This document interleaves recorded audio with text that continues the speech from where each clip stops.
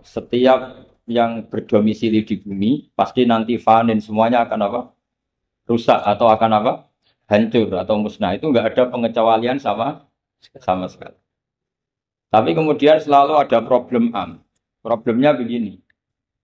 Ada hal-hal yang oleh eksplisit ya, bukan sekedar implisit. Eksplisitnya nas itu dikecualikan. Nah, pengecualian itu bisa secara makna maupun secara mafhum. Misalnya begini, kamu punya aturan siapa saja nggak boleh masuk rumah ini. Yaitu kalau satpam kamu itu pinter, tentu otomatis tidak memasukkan aturan itu tidak termasuk untuk istri dan anak.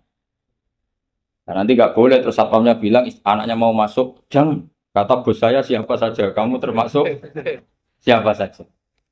Atau contoh paling gampang itu istri sedang baik-baiknya ngomong sama suaminya, Mas, nak ingin apa rembuk sama saya, ingin apa saja rembuk sama saya. Ternyata, oh ya, ternyata rembukannya saya ingin poligami. Wah, itu apa saja yang jadi masalah.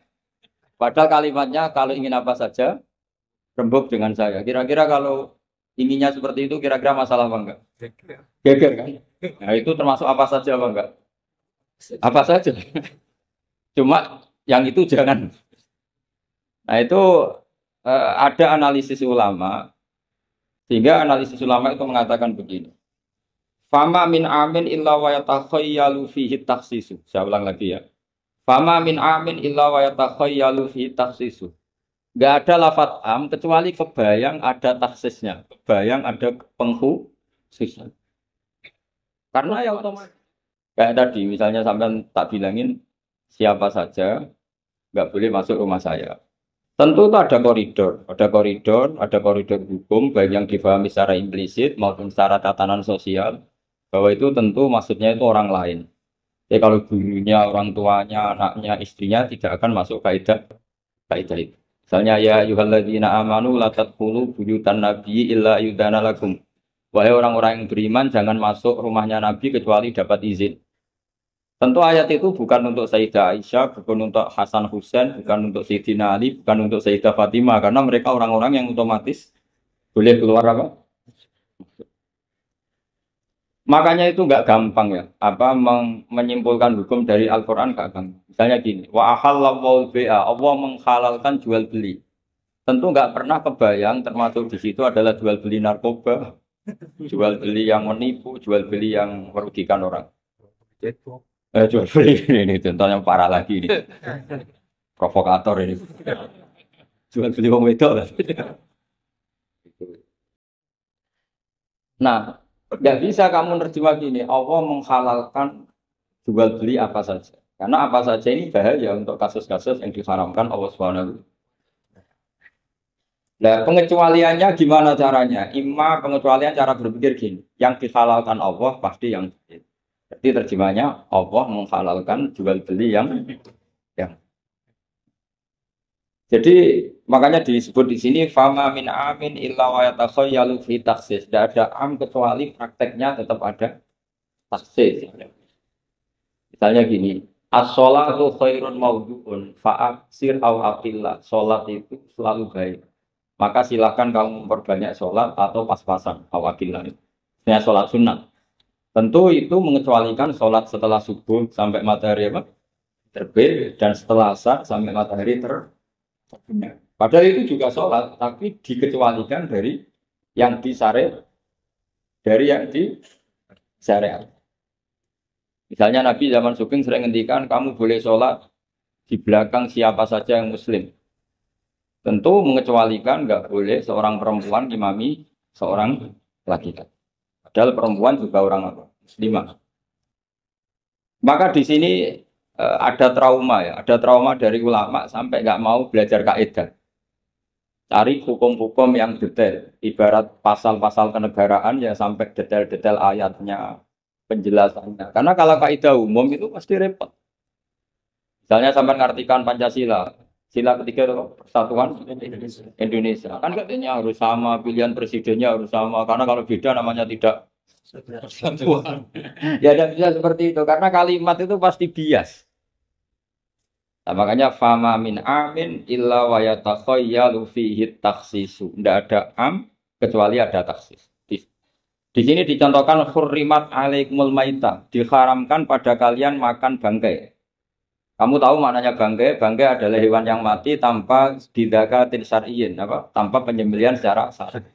Ada enggak pengecualinya? Ada. Ikan laut. Ikan laut itu kan matinya tidak karena disembelih. Halal apa enggak? Halal. Artinya kata hurrimat alaikumul maita diharamkan pada kalian apa? Bangkai ternyata ada pengecualian, yaitu as-samaku wal jarad, belalang dan apa? Ikan. Ikan laut. Itu masih banyak lagi. Makanya terus dibabkan faslun fi amihi wa khosihi, bab menerangkan ayat atau qaulullah yang am, yang umum dan yang khos, yang khusus. Nah, untuk memastikan itu ya mau tidak mau harus belajar. Kalau nggak belajar nggak bisa, yang ikuti ulama. Biasanya ya nggak mau belajar, ya nggak mau ikut ulama. Itu yang jadi masalah. Karena ikut juga gengsi. Apalagi yang diikuti buku sebelah, biasanya masalah. Nggak boleh dalam ilmu Quran, nggak boleh seperti itu. Sebab itu bab ini diteruskan oleh Imam Suyuti fi mujmalihi wa mubayyinihi. Ayat yang mujmal dan mubayyinnya, penjelas dari mujmal itu. Misalnya begini. Yang dikatakan puasa itu apa coba? Nah, ini latihan jadi ahli fikih. Yang dikatakan puasa itu apa? Menahan. Umumnya orang kan menahan lapar dan minum dari fajar sotik menjadi sampai terbenamnya matahari. Nah, sekarang pertanyaannya kalimat apa? Lapar dan haus itu maknanya itu kan sebetulnya masih salah. Redaksi itu salah. Karena juga nggak boleh hubungan intim, nggak boleh memasukkan apa saja ke lubang dan sebagainya dan sebagainya. Terus lalu batasannya sampai matahari terbenam. Ada beberapa daerah yang terbenamnya matahari itu tidak wajar. Sampai misalnya siangnya itu 22 jam. Atau kebalikannya, nggak ada matahari terbit, nggak ada matahari tenggelam, kayak di kutub. Jika saya berkali-kali bilang, ulama Indonesia itu kenapa alim? Itu ya diantara faktornya itu ada unsur kebetulan. Jika dia katakan hoax. Coba kalau kamu jadi ulama di kutub, terus cerita, baca takrib di sana. Awal waktu sholat subuh itu dimulai dari tulul fajri sodik sampai terbitnya matahari. Orang kutub sih tertawa-tawa, mataharinya mana? Waktu zuhur adalah ketika matahari agak tergelincir ke arah barat dari garis tengah. Oh yang bener aja. Enggak ada matahari kok semua ukurannya matahari. Sehingga dalam ilmu falak astronomi diterangkan daerah yang enggak diliwati khotul istiwa, kalau dalam bahasa Indonesia disebut katulis istiwa, itu sebenarnya dari ilmu falak Arab namanya khotul istiwa. Khotul itu garis, istiwa itu garis kan. Khotul istiwa jadi bahasa Indonesia istiwa. Kayaknya enggak mungkin lah orang Indonesia pertama ahli falak. Yang ahli dulu itu orang Arab. Karena ilmunya dari Arab. Jadi dari kulaan terus dijadikan bahasa sendiri ya Pak. Katulis. Seperti Taj Mahal itu sebenarnya dari bahasa Arab Mumtaz Mahal. Mumtaz itu spesial, mahal itu tempat. Bahasa Indonesia jadi apa? Taj Mahal itu semua biasa. Kita terangkan. Karena kita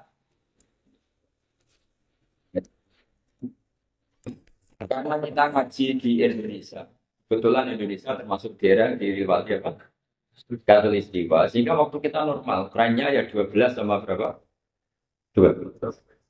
Nanti ada masalah itu misalnya kamu tadi ditutup. Lalu puasanya gimana? Apa dikonversi? Tetap polanya 16 jam. Terus konversi per antar sholat itu kira-kira berapa jam?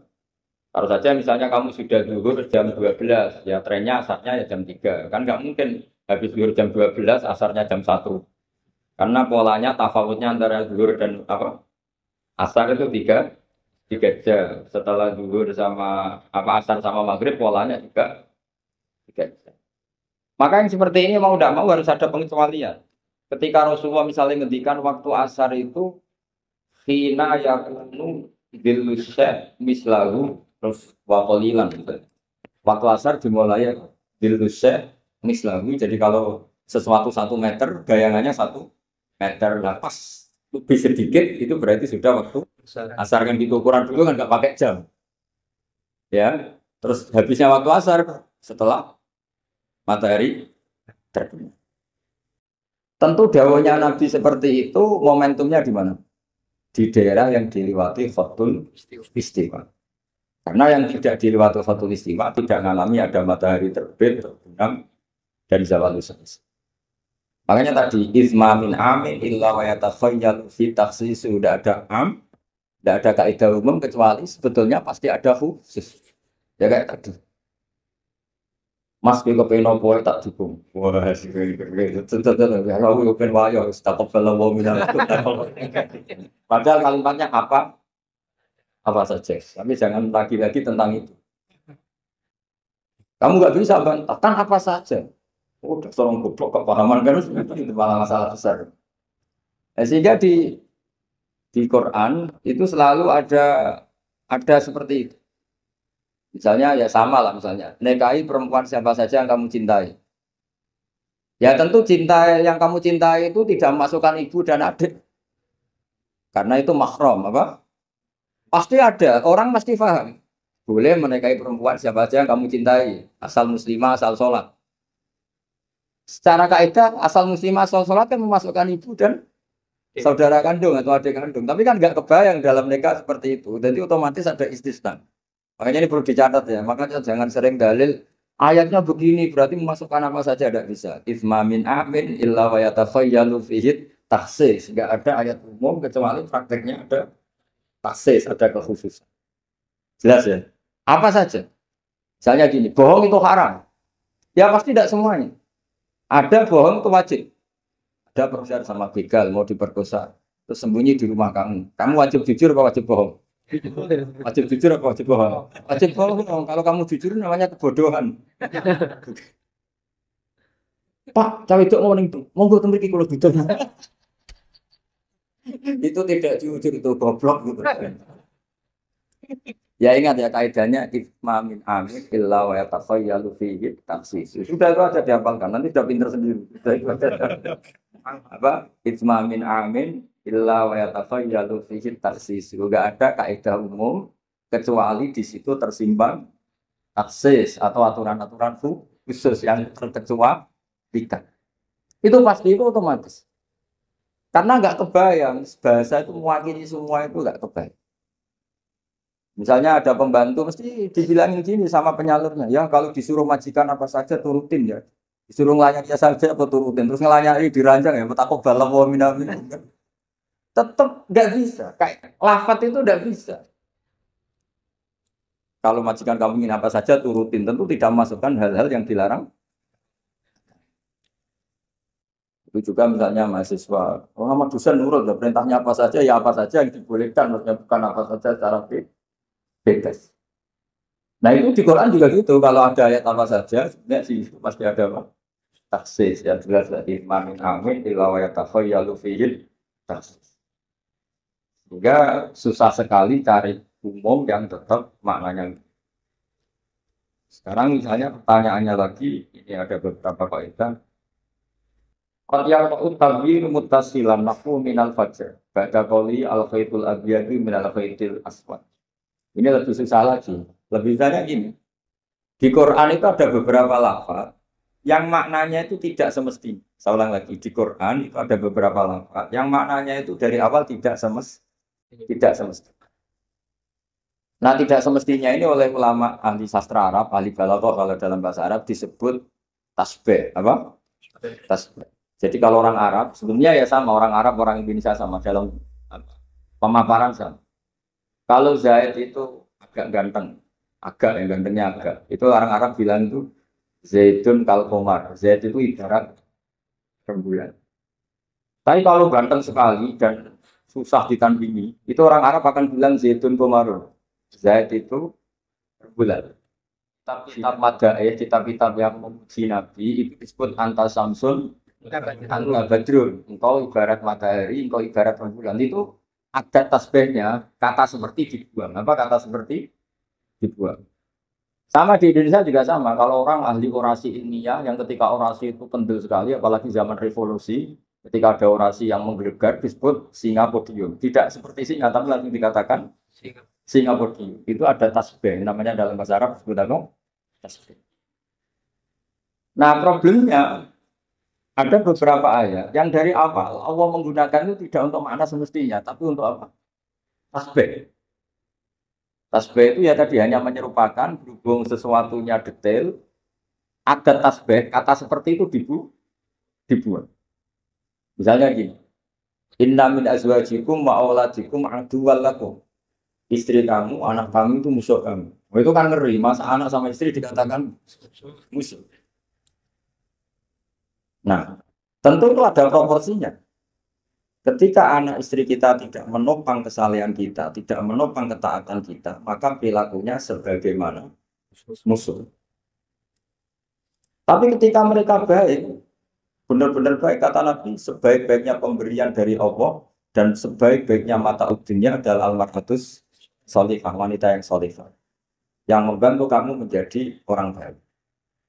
Artinya apa? Ada proporsi di mana perempuan digelari musuh, distatuskan musuh. Ada proporsi di mana perempuan berstatus pembela atau penopang ketaat. Ya sudah seperti itu. Nanti kalau baca Quran, baca hadis seperti itu. Di mana wanita dipuji maknanya kayak apa? Ketika dikritik maknanya kayak apa? Lelaki juga gitu sama. Sehingga banyak ulama yang merumuskan hubul mal misalnya, mencintai harta. Itu hukumnya gimana ya? Kalau untuk kebaikan ya baik, kalau untuk keburukan ya. Nah, makanya innama amwalukum wa auladukum fitnah. Harta kamu, anak kamu itu ujian. Nah, ini penting penting sekali dikenali sehingga Quran itu tidak saling bertabrakan.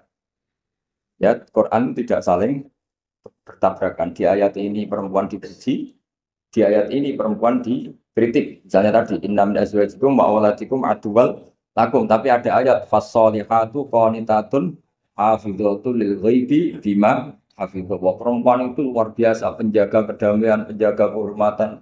Itu luar biasa dipuji. Ya tentu dalam konteks yang layak dipuji. Kalau sedang dikritik ya dalam konteks yang layak. Pujian ini bukan cek kosong tanpa pengecualian. Dihujat atau dikritik juga tanpa cek kosong tanpa pengecualian. Lagi-lagi kaidahnya isma min amin illa wa yatakhayyalu fihi takhsis. Tidak ada lafaz umum kecuali di situ terbayang ada ada ya jelas ya. Jadi nah kemudian kekhususan itu gimana? Kalau dalam ilmu fikih disebut menghilangkan masodak. Masodak itu pokoknya ini tak pakai bahasa asli ya, biar nanti habis ngaji itu keren. Ini pasti pakai bahasa asli yang di usul fikih. Masodak itu satu nama yang mencakup sesuai kriteria definitif lah kalau dalam bahasa inteleknya. Misalnya gini, ini coba pegangin. Ini yang dikatakan tangan ini sampai ini kan. Ini semuanya tangan. Nah ini namanya mujmal. Kata Rasulullah misalnya kalau kamu wudu, basuhlah tangan kamu. Tapi secara sanad kita sampai Rasulullah basuh tangan itu sampai sini saja. Ya kan? Itu di bab wudu sampai siku saja. Tapi sikunya tuh basuh ya. Jelas ya. Padahal ini juga kan. Tapi di bab qat'u yadis sarik, di bab memotong tangannya pencuri, wasariqu wasariqatu faqta'u aydiyahuma. Orang kalau mencuri dalam ajaran Islam atau negara Islam dipotong tangan. Segini apa hanya segini? Sampai gelang kaki apa mata ini pergelangan apa sampai sini? Pergelangan. Padahal kalimatnya ya faqta'u aydiyahuma, maka potonglah tangannya.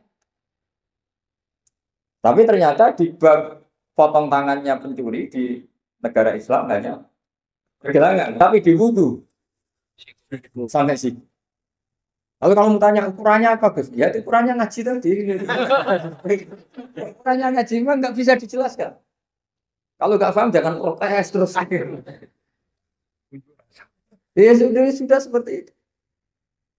Apalagi misalnya di Quran disebut jika kamu takhallul dari haji maupun umroh, mukhallikina ru'usakum, itu lafadznya mukhallikina ru'usakum, memotong kepala. Masa setelah haji dibantai kan? Nah itu ru'us di situ itu dengan makna apa? Rambut. Lalu pertanyaannya harus semua apa sebagian? Nah itu kan masalah. Lah itu namanya mulafat yang umum. Masodak kalau dalam bahasa Arab. Kemudian kita mencari-cari sanad.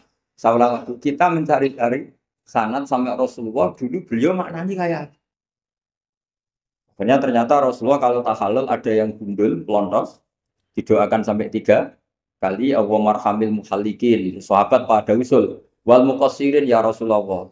Masyhur itu kan. Ya Allah semoga orang yang cukur gundul engkau beri rahmat yang banyak. Sahabat yang enggak mau gundul usul wal muqassirin juga yang cukur apa? Pendek. Nabi masih ngulang lagi wa marhamil muhallikin. Mereka protes lagi wal muqassirin ya Rasulullah, tapi Nabi masih enggak mau ngendikan apa.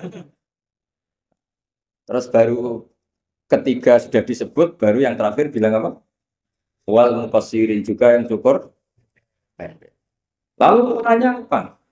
Imam Syafi'i milih qadruun mulatil asbuk, sekadar apa? Ujungnya apa? Jari. Sehingga sebabnya kira-kira segini. Jumlahnya minimal berapa? 3. Nah, seperti itu mau tidak mau lafaz itu mujmal, kita tidak pernah bisa tahu tanpa sanad ke Rasulullah Shallallahu Alaihi Wasallam. Karena Nabi yang punya otoritas litubayyina linnasi ma nuzzila ilaihi. Kamu Muhammad yang punya otoritas menjelaskan apa yang saya turun. Karena kalau tanpa Nabi tidak bisa. Misalnya Allah hanya ngendikan wa yuqimunas shalat. Orang baik adalah yang mendirikan sholat. Jumlah rakaatnya kamu tahu tanpa Nabi. Tidak tahu kan mana yang wajib, mana yang sunat juga enggak. Makanya ketika ada orang mau belajar sholat sama Nabi, kata Nabi sudah di sini aja nginep. Terus kamu sholat terus di belakang saya. Setelah 3 hari nginep, Nabi ngajarinya begini dok, solu kamaru itu mumi, ya sudah niru saya. Jadi Nabi nggak pernah ngajar kayak di kampus-kampus nulis, nerangin itu enggak. Kalau ada orang belajar sholat, ya Rasulullah saya ajarin sholat sebagaimana sholat engkau. Ya sudah nginep di sini 3 hari, kamu sholat di depan. Ya sudah, terakhir mau boyong, Nabi hanya ngintikan solu kamaru itu mumi, ya sudah kamu sholat beres. Ketika musim haji juga gitu. Orang disuruh haji, kata Nabi, apa saja yang saya lakukan dilihat ya. Ya Rasulullah. Setelah selesai haji, Nabi hanya ngendikan, lita khudhu anni manasikakum, lita khudhu anni manasikakum, ya sudah, kamu mengambil cara ibadah haji dengan melihat saya. Nah, cara-cara seperti itu sebenarnya lebih efisien ketimbang tag. Karena kalau tag itu bias. Sudah bias, kalau umum mesti potensi taksis, ya potensi apa? Taksis. Ini saya teruskan lagi ya. Misalnya at-thalaqu marratan. Yang dikatakan cerai ini termasuk contohnya lagi ini saya beri contoh.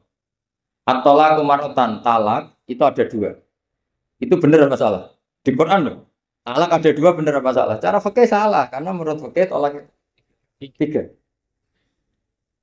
Ya saya ulang lagi ya, di Quran kan saya at-thalaqu marratan, talak itu 2. Salah apa benar? Salah secara fikih, karena secara fikih tolak itu 3. Maka cara memahami gimana? At-thalaqu marratan, talak itu hanya 2 dalam konteks yang boleh kembali. Karena setelah 3 itu nggak boleh kembali lagi sampai si istri dirasakan orang lain. Namanya halil. Nah, akhirnya orang ulama itu mulai trauma, memahami ayat mulai trauma. Traumanya karena setiap satu kalimat atau satu frase atau satu qadhiyah dalam bahasa Arab itu mesti duduknya beda-beda, duduk perkaranya beda-beda. Di bab wudu tangan itu sampai siku. Di pot uyadis sarik memotong tangan pencuri hanya sampai pergelangan. Ya sudah kalau tanya cara tahu di mana yang ngaji sudah nggak bisa sudah jelasin. Apalagi sebulan sekali gini wah tambah. Nggak ngaji puluhan tahun saja nggak mesti alim, apalagi sebulan sekali. Makanya itu bisa dipakai alasan. Kenapa ada alim? Kan sebulan sekali. Jadi kalau ditanya kenapa ada alim? Kenapa? Sebulan sekali. Itu kan salahnya Kufran, mau ngajar tiap hari. Ya jadi jelas ya. Jadi semua itu ada proporsi. Misalnya ada ayat lagi la tudrikuhul absar. Keyakinan orang mukmin nanti surga itu melihat Allah apa enggak? Enggak, keyakinan umumnya yang hadir itu. Melihat ya. Tapi ada ayat la tudrikul absar. Allah itu tidak bisa tersentuh, bisa diliput oleh pandangan mata. Padahal di sebagian ayat wujuhu yauma idzin nadhirah ila rabbiha nadhirah, orang-orang baik adalah wajahnya apa bersinar, nadhir itu maknanya bersinar pakai dot, ila rabbiha nadhirah, dan wajah-wajah itu nanti melihat Allah. Akhirnya yang pakai dot ya. Jadi kalau pakai dot itu apa? Bersinar. Wujuhu yauma idzin nadhirah, terus apa? Ila rabbiha nadhirah. Akhirnya ulama cara berpikir gini. La tudrikul absor wa huwa yudrikul absor wa huwal latiful khabir. Meskipun kita melihat Allah itu tidak mungkin ikhata. Ikhata itu terus paham detail. Ya, paham apa? Detail. Karena bagaimanapun Allah itu qadim. Qadim itu lain takaynya. Enggak kebayang. Apapun hebatnya kita, perangkat kita ini semuanya profan, semuanya hadis. Sementara Allah adalah zat yang tidak terbang. Sehingga ya sudah, kita tidak akan melihat secara utuh, secara sempurna sampai kita paham. Tapi seperti itu sudah bisa dikatakan melihat. Paham ya? Misalnya Anda melihat Merapi dari jauh, sudah bisa dikatakan melihat. Tapi jangan disuruh detail, pohonnya apa saja. Berapa ribu? Nah itu kan nggak ngerti barunya seperti itu. Jadi laku tribul absor ada makna khususnya, yaitu sampai menguasai, sampai memahami. Ila rabbiha nadhirah, ya melihatnya sampai apa sih kira-kira? Ya ya sudah seperti itu. Makanya semua kalimat ketika semua ulama, semua kalimat itu proporsional.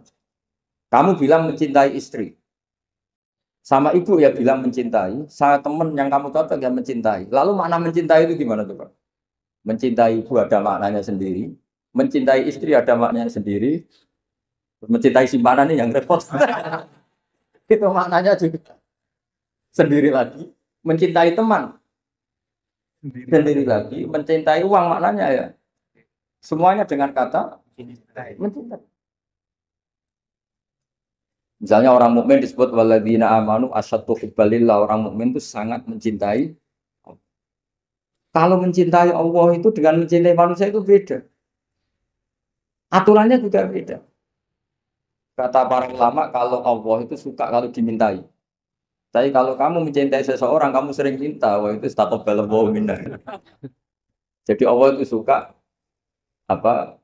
Allahu yaghdabu in tarakta su'alahu wa banu adama yaghdab. Jadi Allahu yaghdabu in tarakta su'alahu. Allah justru tersinggung kalau orang yang mencintai dia kemudian tidak sering-sering minta. Kalau Bani Adam semakin sering dimintain malah nafsu ya, malah tersinggung, malah capek. Jadi sama-sama kalimatnya juga mencintai. Nah bayangkan Quran itu seperti itu. Min awali hatta akhiri, lafaz ini semua proporsional. Semua itu proporsional. Sehingga cara maknanya gimana ya tadi? Ada am, ada khos, ada mujmal, ada muqayyad. Makanya kita akan selalu berdebat, misalnya ya selalu, saya ulang lagi, selalu berdebat. Madhep kiblat itu sebetulnya harus persis apa? Ya tadi saya seperti ngaji saya kemarin. Kalau dalam konteks Indonesia asal kelihatan ke barat ya sudah kecelok madhep apa? Kiblat. Karena kalau detail, saya ulang lagi, kalau detail berarti semua masjid maksimal luasnya hanya 18 meter. Karena Ka'bah diameternya hanya 18 meter. Sekali yang di ujung sana, oh pasti melencengnya jauh. Jangan-jangan yang melenceng pas imamnya malah. Karena kalau Ka'bah 18 meter yang ujung sana, berarti imam yang di sini, oh bisa sampai Ethiopia ya. Iya kan? Nah, itu kalau harus detail juga Ka'bah orang sholat harus cekung. Nah kalau cekung bisa menuju ke satu titik. Di mana ada ajaran masjid tahu? Cekung. Maka seperti itu dari awal Allah tidak menghentikan Ka'bah. Fa'ali wajhaka syatrul masjidil haram. Syatra itu nahwa. Ya sudah, yang penting kamu menghadap ke arah masjid haram. Bukan ke ainal masjidil haram yang detail. Jadi syatra itu nahwa. Nahwa itu ya pokoknya ke sana. Nah itu yang dimaksud yuridu wa bikumul yusra wala yuridu bikumul usra. Agama ini gampang, kenapa jangan kayak birokrat tertentu. Kalau bisa sulit, kenapa dipermudah? Karena banyak kepentingannya. Ya terus saya teruskan lagi. Ini contoh-contoh. Latut ukhidlat lakum bahimatul an'ami illa ma yusla alaikum. Ada lagi wa aufu bi ahdi ufi bi ahdikum. Ini contoh-contoh yang disebut oleh Imam Suyuti. Walillahi 'alan nasi hijjul bait. Maksud beliau dengan contoh-contoh itu begini ya. Misalnya kuluman alehafan, semua ini kalau kiamat nanti rusak semua. Pertanyaannya gini, Gus lalu panitia kiamatnya gimana? Misalnya Israfil yang masuk jadi panitia kiamat itu kan Israfil kan sekarang sudah pegang apa? Kalau trompet pertama malam tuh guncang, terus trompetnya cebrok, baru separuh itu terus gak jadi kiamat. Maka ulama mikir ini yang ya sudah lah, kecuali panitianya gitu. Karena kalau ini panitianya ikut golek, apalagi tuh buat trompet sama mana ini belum selesai kiamat atau sudah apa? Jatuh. Bisa dibayangkan kan kalau niupnya dari atas jatuhnya di Kaliurang. Oh, dan itu dekat Bamarican susah nyarinya. Makanya ulangkan, kuluman aliyafan itu ada pengecualiannya. Misalnya kecuali panitia. Ya. Sehingga di Quran itu ada pembenaran pengecualian itu, yaitu ada ayat wa yahmilu arsya rabbika fawqahum yauma idzin samania. Jadi wa yahmilu lan gawa arsya rabbika arase pangeran sira. Fawqahum kang pangeran sak dhuwure para malaikat. Sapa samaniatun malaikat wa. Jadi ketika kiamat dahsyat itu masih ada malaikat 8 yang masih happy, masih santai saja. Karena dia panitia. Ini kalau sampai makanya masyhur. Ya, itu kan jadi yauma idzin wa yahmilu arsy bika fawqahum yauma idzin. Di hari kiamat itu ada malaikat yang masih enggak rusak, yaitu termasuk 8 malaikat panitia. Ya. Maka Israel itu semoga ikut ngaji di sini Israel itu. Israel itu kacau. Kacaunya itu dia tahunya itu terlambat, masyhur. Setelah orang mati semua nanti di kiamat. Kamu sudah tidak tahu, sudah mati. Ini saya tahu ya di kitab. Setelah mati semua, Allah tanya, sudah mati semua? Sudah, Gusti. Sudah semua, sudah. Masih satu. Mana Gusti tak coplok nyawa nih? Kamu. Wah, setelah itu Israel sudah cabut sendiri nyawa kamu. Itu kesakitannya masuk. Tapi dia sekarang belum tahu. Kalau itu sakit, belum tahu sekarang. Makanya semoga dengarin supaya tahu. Orang sakit, gimana sakit Gusti, sakit. Terus Israel bilang gini, kalau saja saya tahu kalau dicabut nyawa itu sakit, saya tidak main coba. Ternyata sakit. Pakai cara apa saja. Jadi tapi dia itu nanti, nyesalnya nanti. Sekarang belum tahu, makanya terus masih main mencabut aja. Jadi malaikat Israel ya itu tadi. Maka tetap ada pengecualian. Karena kalau nggak ada pengecualian kita kiamat semuanya rusak lalu. Nah terus ulama menambahkan lagi surga dan neraka. Surga dan neraka itu juga termasuk ketika kiamat tidak ikut rusak. Karena kalau rusak, lalu nanti orang-orang ini ditampung di mana? Kamu tahu kan para nabi sekarang posisinya di mana? Surga, para syuhada.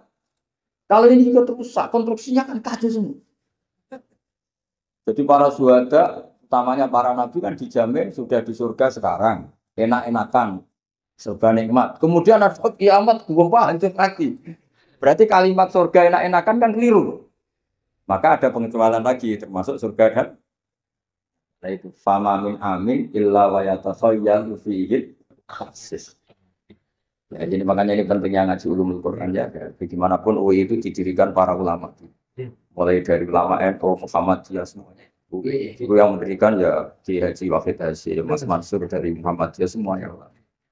Harusnya sekarang selalu punya ulama, harusnya.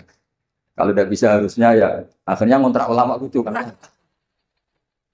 Ulama kok kontrakan itu kan aneh. Makanya harusnya itu punya kader sendiri. Ini yang guru-guru VAI ini yang wajib. Insya Allah. Ya saya teruskan lagi. Jadi lafaz-lafaz yang butuh penjelasan kayak ihdinas siratal mustaqim, tunjukkan kami jalan yang tentu butuh penjelasan. Jelasnya pas siratal ladzina an'amta alaihim, jalan mereka yang telah Engkau beri nikmat. Juga sama walillahi 'alan nasi hijjul bait. Semua manusia diwajibkan Allah haji. Lalu kan tidak mungkin semua manusia punya kemampuan. Akhirnya diberi penjelasan manistato'a ilaihi sabila yang punya kemampuan kesal. Jadi itu menunjukkan dari sekian kalimat itu kata Imam Suyuti pentingnya mengkaji kalau mengkaji am harus sekaligus mengkaji mukhasisnya yang menentukan kalimat itu. Kalau ngaji mujmal lafaz yang bias langsung mengkaji mubayyinnya penjelasannya kayak. Ibarat pasal-pasal di KUHP. Kalau belajar pasalnya harus belajar ayat-ayat supaya tahu detail. Kalau enggak ya kayak tadi persatuan Indonesia berarti bikin partai yang berbeda melanggar Pancasila karena silanya persatuan. Oh, kacau kalau gitu. Nah kira-kira seperti itu. Lafaz am kalau dipahami liar ya kira-kira kayak seperti itu. Makanya saya berharap jangan mudah menvonis karena tidak segampang itu. Misalnya Nabi sering ngendikan laisa minna man khasyana, tidak termasuk umat orang yang menipu. Ya adanya ketika menipu itu tidak perilaku atau cerminan sebagai umatnya Nabi, tapi ya dalam hal menipunya saja. Tapi kalau dia pas sholat, pas zakat, pas baik, ini cerminan umatnya Nabi. Jadi laisa minna evitil kal khoslah itu semua ulama menafsirkan evitil kal khoslah. Dalam hal itu dia tidak cerminan umatnya Nabi. Tapi di hal-hal yang lain cerminan umatnya.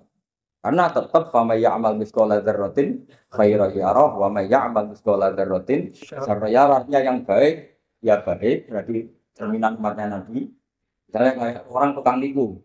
Tapi ternyata ya tukang sholat, tukang zakat, tukang puasa ya sudah pas tukang baik cerminan umatnya Nabi, pas tukang buruk ya cerminan temannya setan lah kira-kira gitu.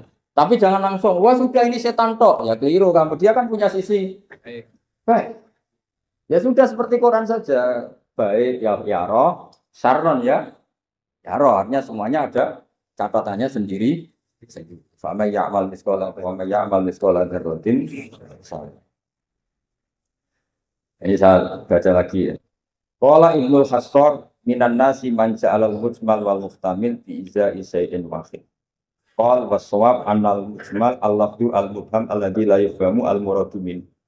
Wal muhtamil al-lafdu al-waqi' bil wad'il awal. Ya, kalau mujmal itu lafaz yang global. Kalau muhtamil itu lafaz yang kayak iya kayak tidak. Salam kayak iya kayak tidak. Kayak iya kayak tidak itu imma karena bias, wa imma karena konteks. Saya beri contoh misalnya gini, saya punya pembantu ya, kalau dalam tradisi kiai itu punya anak dalam, terus bilang gini, "Cung tamunya kasih kopi." Ya pagi-pagi ada tamu, saya bilang, "Cung tamunya kasih kopi." Ternyata tamunya itu perempuan atau orang yang nggak ngopi. Kemudian disuguhin teh. Pertanyaannya anak dalam ini melanggar apa enggak? Tidak, karena kata kopi itu sebenarnya mewakili kata alat untuk menghormat tamu. Cuma saya sebagai kiai adalah ilmunya itu kopi. Jika kopi itu bukan ibaratun anil kopi, anil kohwa, tapi ibaratun amma yukri bihid doifa. Itu memang harus ngaji. Seperti itu kalau nggak ngaji nggak bisa. Saya melafalkan kopi itu adalah implementasi dari yang penting ada yugati, bukan dengan makna kopi hitam. Sehingga misalnya tamunya kok disuguhi sprit, dan dia milih sprit atau milih teh, saya juga sudah senang karena pembantu saya berarti sudah pinter, yaitu menghormat. Jelas. Ya sehingga kata itu sering nggak mengikat dalam agama. Sama seperti Rasulullah ketika bilang gini, ya Mu'ad ini uhibbuka Mu'ad, kamu saya senang kamu, kata Nabi. Ya Mu'ad ini uhibbuka, saya senang kamu. Hubung saya senang kamu, fakul dubura kulli sholatin, sebagian riwayat fala tada'anna kulla sholatin, maka setelah habis sholat dubura kulli sholatin, kamu lafadzkan Allahumma a'inni ala dzikrika wa syukrika wa husnul. Kamu jangan pernah lupa berwiridan, ya Allah bantulah kami mengingat Engkau, ala dzikrika wa syukrika, mensyukuri nikmat Engkau, wa husni ibadah, tidak ibadah secara baik kepada Engkau. Pertanyaannya, ketika Nabi nyebut Mu'ad itu sebagai orang hanya Mu'ad, apa sebagai umat yang harus dilatih? Umat yang harus dilatih, sehingga siapapun boleh pakai wiridan itu. Nah makanya terus di Balaghatul Arab itu ada aturan dzikrul ba'di wa iradatu sebagian, bisa dimaksud itu siapa saja. Ketika saya nyebut kopi sebetulnya itu alat atau perangkat atau minuman yang dipakai hormat tamu, tidak harus bentuknya kopi hitam. Tapi kalau orang tertentu yang memang hobinya ngopi, ayo cari warung kopi. Memang dia anti minum teh, anti minum sprit. Memang inginnya warung kopi ya sudah, itu berarti makna kopi yang muayyan, yang memang maknanya kopi dengan makna yang khas. Jelas ya. Nah, bayangkan Quran dan hadis itu potensi seperti itu ada. Makanya potensinya itu lafadz itu muhtamil, bisa iya, bisa tidak. Nah, di sini ini pentingnya ngaji. Jadi sehingga ketika Allah ngendikan rijal sekalipun, lelaki, kadang maknanya memasukkan perempuan. Misalnya gini, kalau kamu ngaji ilmu nahwu, hudal lil muttaqin, alladzina itu jamak untuk lelaki atau perempuan? Alladzina, lelaki.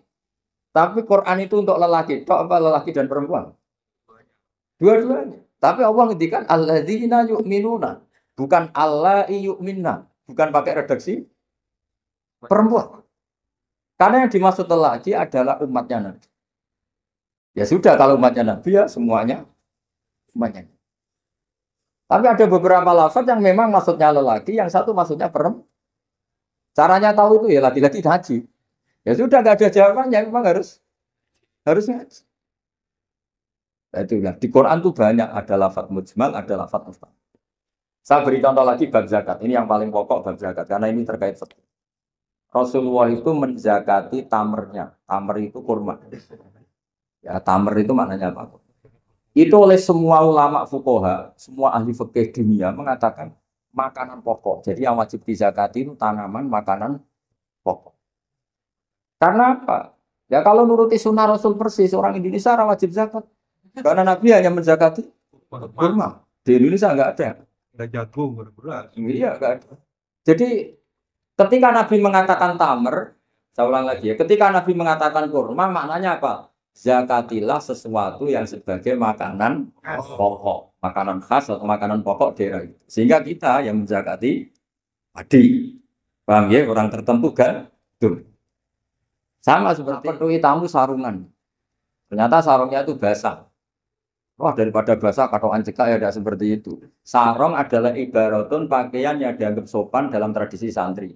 Ketika sarungnya basah, penggantinya juga celana, jangan celana pendek. Karena kalau celana pendek tidak mewakili kesopanan. Jadi kalimat itu bisa diganti jom nemuin tamu dengan kesopanan. Di antara gambarannya pakai sarung. Maka sarung bisa diganti celana. Tapi nggak bisa diganti celana. Karena itu nggak cerminan sopan. Sama. Jom tamu saya kasih kopi. Tentu bisa diganti teh, diganti sprit. Bang, tapi nggak bisa diganti toa. Itu nggak cerminan. Jenisnya terlalu jauh, apa? Jenisnya apa? Terlalu jauh. Jadi ini jelas ya. Jadi kalimat-kalimat itu potensinya mujmal, potensinya itu muhtamil atau muhtamil. Wal farqu bainahuma annal mujmal yadullu ala umurin ma'rufah. Wallahu mustarakun mutaraddidun bainahuma. Wal mublan la yadullu ala amrin ma'rufin ma'al qat'i bi anna syari' lam yufawwid bi ahadin bainal mujmal bi khilafil muhtamil atau muhtamal.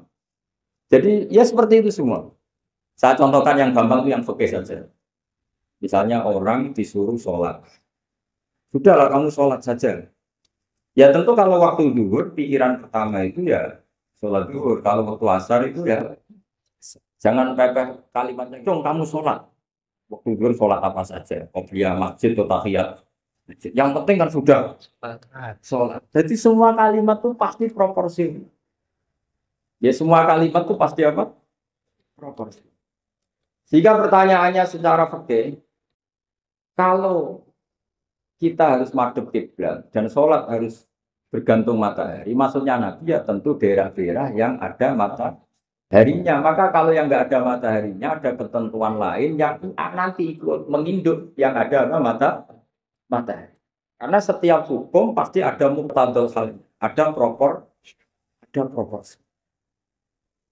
Makanya kata ulama fikih itu misalnya beginilah kita contohkan yang fikih aja yang gampang karena itu keseharian. Sholat itu batal dengan makan. Kalau kamu sholat makan batal enggak? Batal. Itu satu pos sudah batal enggak? Ya. Sudah. Itu bahasanya sholat batal bil akli dengan makan. Sekarang kalimatnya tak ganti. Jom hormatilah tamu dengan ngasih makan. Satu pos apa satu piring? Sama-sama kalimatnya makan. Mustaqil isa upo sing penting mangan. Tapi misalnya di bab sholat kok kamu babkan kayak menerima tamu ya kacau. Sholat itu batal dengan makan. Oh, nak saupo mangan. Sering mangan ya sak. Jadi di bab sholat batalnya makan itu cukup saupo. Tapi di bab hormat tamu minimal sepiring. Kalimatnya sama-sama makan. Sama seperti yang saya ceritakan tadi, di bab wudu tangan itu sampai siku. Di bab kotu ya disarik hanya pergelangan. Padahal ayatnya ya tangan. Faktoru dia lupa. Padahal pergelangan bahasa Arabnya itu ku apa? Alku. Itu bab-bab yang oleh ulama disebut nanti kalau kamu ngaji Quran, kamu harus hati-hati karena ada lafaz mujmal, ada lafaz muhtamal, ada ada ya saya kira demikian.